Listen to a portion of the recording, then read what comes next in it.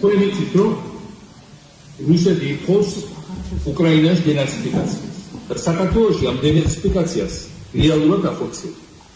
ახორციელებენ იმით, რომ ხალხს უნდა წაართვა წარსული დიდების გახსენება და ეს 9 წელი იყო ყველაზე მწვავე ერთდროულად 9 წელი საქართველოს ისტორიაში.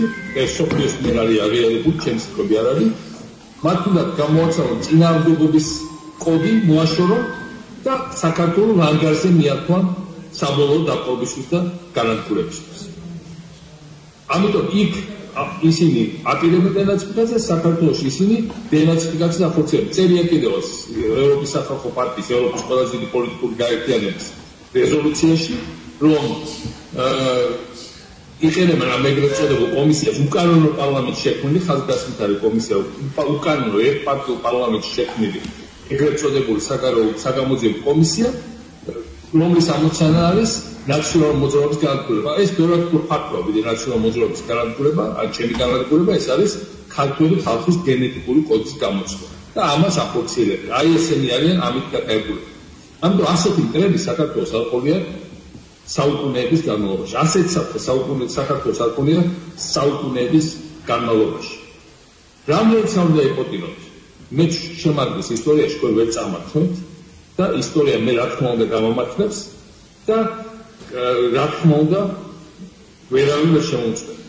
თქვენ შეგიძლიათ ფიზიკურად გამანადგუროთ და ამას ახორციელებთ კიდევაც, მაგრამ თქვენ ვერ შეძლებთ საბოლოო ჯამში ჩვენი მრავალსაუკუნოვანი გენის გამოსვლას. თქვენ ვერ შეძლებთ საბოლოო ჯამში ამ ამაყი ერის ქართველი ერის დაჩოქებას. ისე როგორც ვერავინ ვერ შეძლებს ამაყი უკრაინული ერის დაჩოქებას. ამიტომ ყველანაირი ის გვეძონა გადავლოთ. ეხლა ხშირად ლაპარაკია იმაზე, რომ აი ადგილობრივად შეწავოთ თუ არა. ხალხო, ეს არის ოკუპაციური კოლაბორაციის რეჟიმი. არჩევნები დაუქმებული. ყველა ვინც ამ პირობებში ფუნდამენტურ ცვლილების გარშე წავა რაიმე სახის არჩევნებზე, ის არის ჩვეულებრივი კოლაბორაციონისტი და ჩვეულებრივი რუსული საოკუპაციო რეჟიმის თანამძრახველი და შეიძლება ითქვას მონაწილე. ამიტომ აქ საუბარია, რომ ჩვენ უნდა შევკრათ ჩვენი ძალიან მithumetes საერთო სიტუაცია ყველგან იცვლება. ჩემმა მეგობარმა დონალდ ტრამპმა და მეგობარსაც ყველა დავავა თვითონ უკავს არაერთი ჩემი მეგობარია ძალიან მაგარ ხელშეკრულებას მოაწერა ხელი უკრაინას.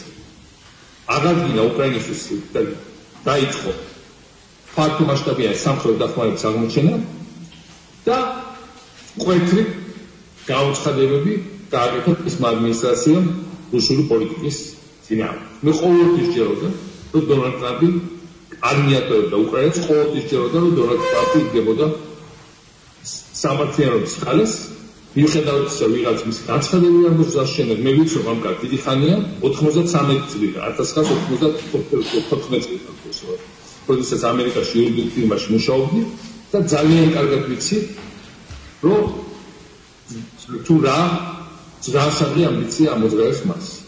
ასე რომ ეს კონტრრევოლუცია ჩაფლავდება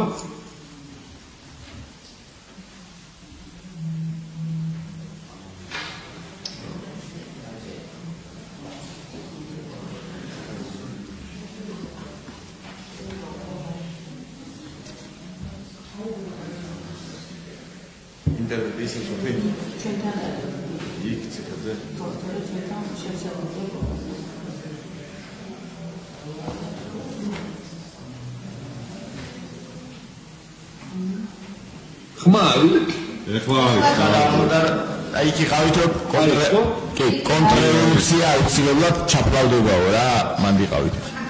კი. ვერავინ შეძლებს საქართველოს დაბრუნებას ძველ ეპოქაში, მშუქობაში, უპერსპექტივაში, იმიტომ რომ საერთაშორისო სიტუაცია მკვეთრად გამოცვლილია, ის იყო ტრამპზე რა. კი, იყო. კარგი, ხო და მე ასე ვგინდა თქვა, რომ ძალიან მარტივი არის ყველაფერი.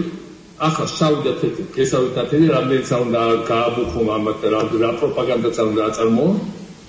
ისინი ელაპარაკებენ რაღაც 20% თავის გაზომბებული, გაუბედურებული ან გახსოვებული მოსახლეობის ყველა მათი ბევრი ვინ არის ან კიდურესად ღარიბი და გაუბედურებული ან გაქცევებული თავზე რო იხჩობა მოპარულ ფულში და საკუთარ ეროვნულ ორგანიზმის სისხლს.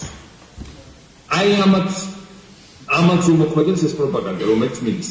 ამათვის არის შექმნილი ეს კომისიები და სხვადასხვა იდიოტიზმები, იმიტომ რომ სოფლიოში ამას არავინ არ ჭამს.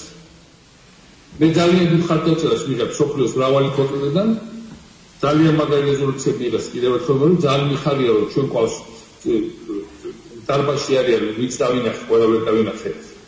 ჩემი ძალიან ძველი და ახლო მეგობარი დიაპარამიძე, ასევე პეტროჩის ქალიშვილი, ასევე ძალიან ძველი და კარგი მეგობარი, შედარებით ახალი მეგობარია, ძალიან მაგარი ირაკლი პავლინიშვილი და სხვა უბრალოდ ვერ ხედავ, ვერ დავინახე კარგად.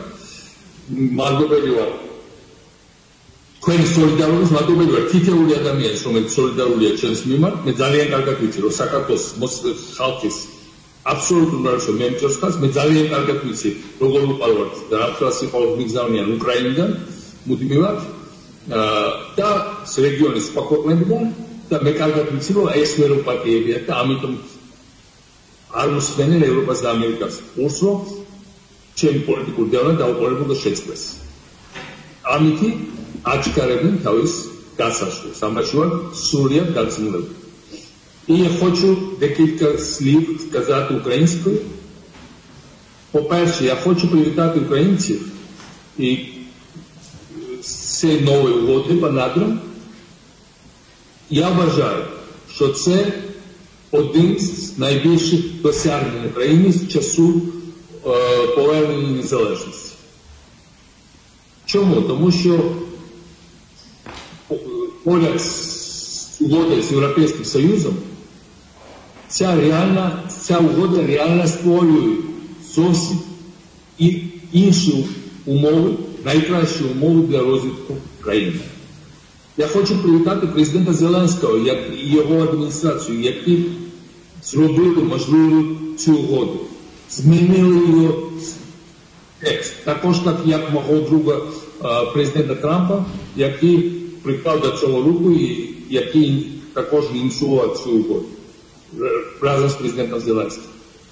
Я хочу сказати, що ситуація швидко зміниться на користь України. Зараз дуже важливо витримати тиск з боку ворога, дуже важлива єдність, не сваритись, це абсолютно критично. Це остання надія для нашого ворога. І головне, іти перед. Я знаю, як вам важко. У мене 3-річна донька знаходиться в Києві під бомбежкою по багатоповерхівці. Я знаю, яка це біль. Але я думаю, що ми прорвемось і ми обов'язково переможемо. Що буде? Вчора була переможка на фронті економічному цієї угоди. Завтра буде велика перемога, коли ми остаточно зупинимо ворога. І реально це буде поразка, яку ми отримаємо. Дякую вам за солідарність. Багато українців мені надіслали свою підтримку. Я залишаюсь політичним в'язнем цього режиму, але я вважаю, що у нас є перспектива для майбутнього і в Україні, і в Русі. Я дуже хочу повернутися до вас. Дуже мені бракує і Одеса, і мій дім. Але я знаю, що ця пауза, вона тимчасова. Все буде добре. Все у нас вийде. Слава Україні! І нас привітати також українського консула, який присутній. Дякую за допомогу і за солідарність. მეგობრებო, ყველაფერი კარგად იქნება, მიუხედავად ყველა უბედურებას. ამ უბედურებას ჩვენ გადავახავთ. ამათ თქვენიცით წარმატებული.